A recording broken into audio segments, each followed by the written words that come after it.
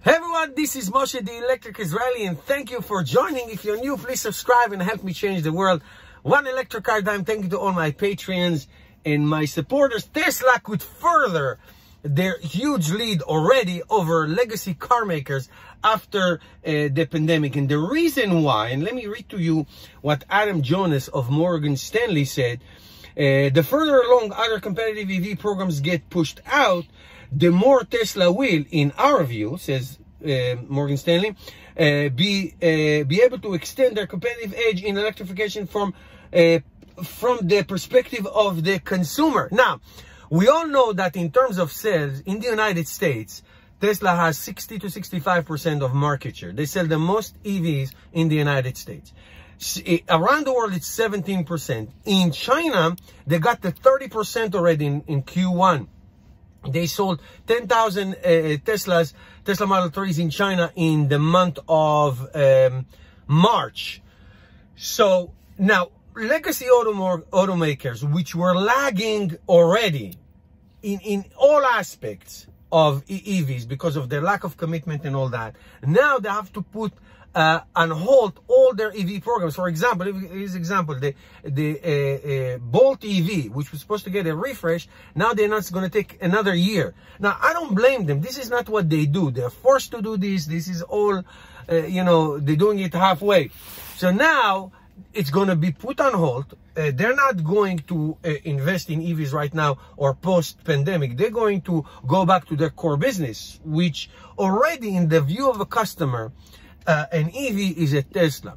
Now, Tesla, and I talked about it in all of my videos, Tesla has 3 or 4 advantages that are so far ahead of everybody else in terms of charging speed, range, charging infrastructure, technology, and of course, style and beauty and all those things that make this car so incredibly unique. So take that and compound it. Now, moving ahead, because Tesla, the only thing they do is this. The only thing they do is electric cars. Now, legacy car makers like Audi and Chevy, like I said, and Porsche and others, and Jaguar and others, are putting everything on stop, everything on hold, until they see what happens. So Jonas, let me give you another quote. He said, "We believe budget will prioritize projects with near-term impact on regulatory cost and payback periods, rather than longer-term moonshots with more uncertain path revenues." In other words, they make gasoline cars. This is like it's a sure thing. EVs, which you're gonna sell with a loss until you get down the road, until you catch up down the road and have people buy it from you, that will be something that they will not process. Now, I have to tell you, I mean, that doesn't make me happy, but I have to tell you that I would not blame them economically. I mean, this is really, really hard for them to try to do both.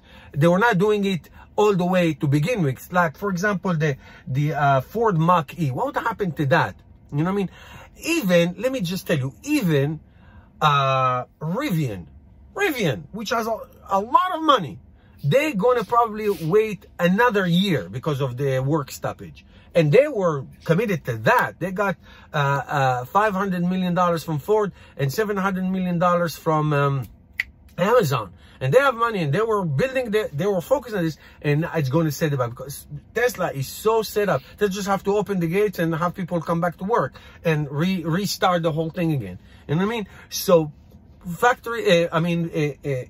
companies like that will be a hard time. Now, I'll give you one more example because I think it's important. One more example, even for years and years, legacy automakers were fighting Tesla with their no dealership model in all kinds of states. Now they are selling cars online. I am happy because of the pandemic. So just to show you the long-term vision that Tesla has and the legacy automakers did. Thank you guys for watching. Give me your questions and comments below. I'll see you tomorrow.